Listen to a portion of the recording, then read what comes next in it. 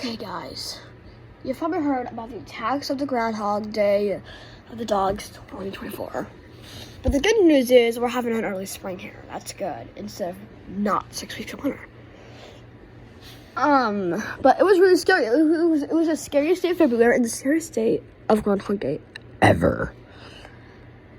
And before I start, shout out to the dog over there. But I'm going to tell you about all what happened. And yes, there's two over there, so, oh boy. It all started at 3 p.m. Well, not exactly 3 p.m. because that's when my school ended. Around 3, me and Elliot were just peacefully playing a football game of 1v1. First to 50. And then two people named Joey and Connor, which is the neighbors across the street, not that neighbor. It was a different neighbor across the street.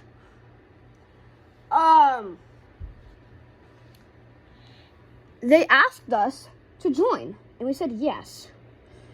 So they joined, and then we had to do a 1v3 football game. The Cleveland Bears versus the Cleveland Browns versus the Chicago Bears.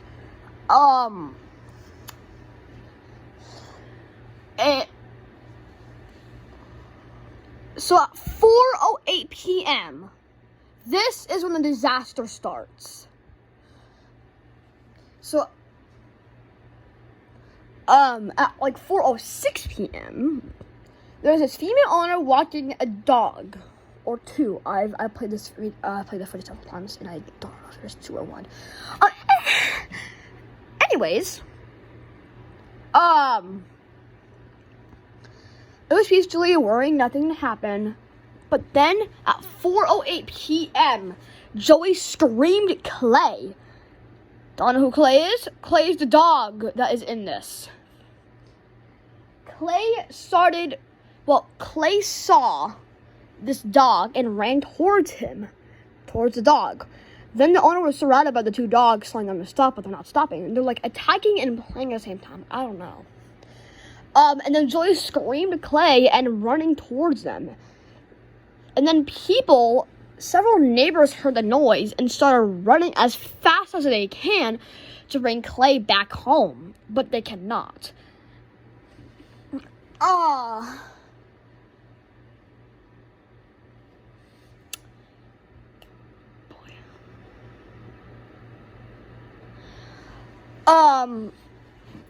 And then people were trying to stop, and then we forced to cancel the game for good, and we got a forced tie of 18-18.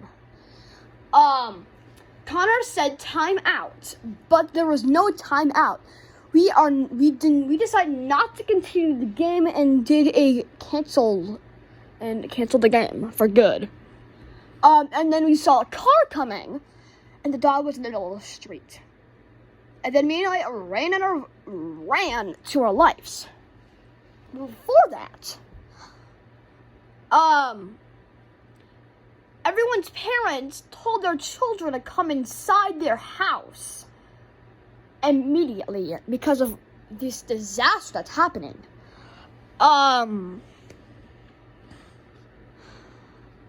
then we were the only ones outside. Except for just a few neighbors. The only neighbors were out there was adults, not children.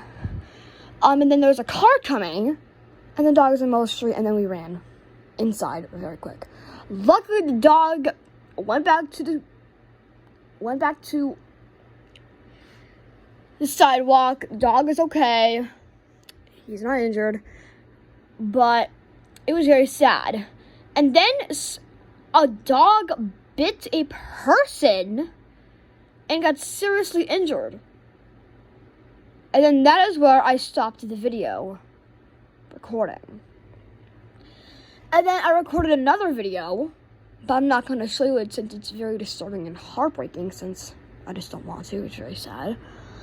And then I put it up the emergency SOS lights on for the light arena, and people actually saw it and called 911. Trust me, it works. If you don't know what SOS stands for, it stands for Save Our Souls. And then the person, like the little thingy that holds the person, the little bed thingy, that they put it inside the house and put it down, and then only one person was injured, and ambulance, fire trucks, and even a police car came. It was really sad. The ambulance car and truck went to the hospital. But that was all very sad. And then nobody was outside. Not a single person was outside except for this person that was ringing on doorbells, ding dong, ditching everyone. Really weird. But I just want to show you all what it looks like a day later after the attack. It seems normal, but it's pretty heartbreaking for me. So this is what it looks like outside right now, a day later after the attacks. It is around 9 a.m. or 9:32 here. It's not been fully 24 hours, but no one's been outside for the rest of the day earlier. But then everyone evacuated the football field. Everyone evacuated outside, and we all went inside. Thankfully, everyone was okay. No one was hurt except for that injury. Both dogs are okay. The dogs are not injured. They're all safe inside. But again, this is what it looks like a day later after the attacks. There's no helmets, no footballs, no blood, anything like that.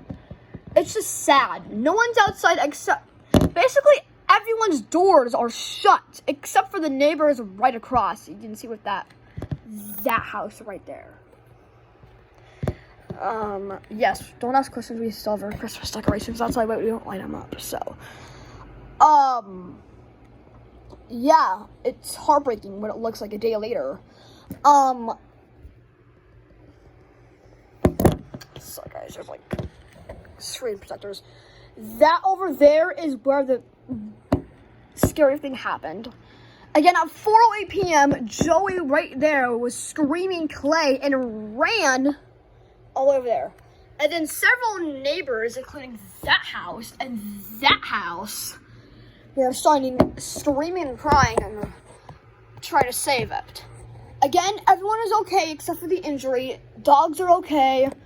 Everyone's inside and safe and sound. We're going to try to do a rematch, but with just me and Ellie this time. Again, today we're going to go back outside, trying to do a rematch of the Bears versus the Browns. If you want to see it, just watch it on YouTube, Jackson or us.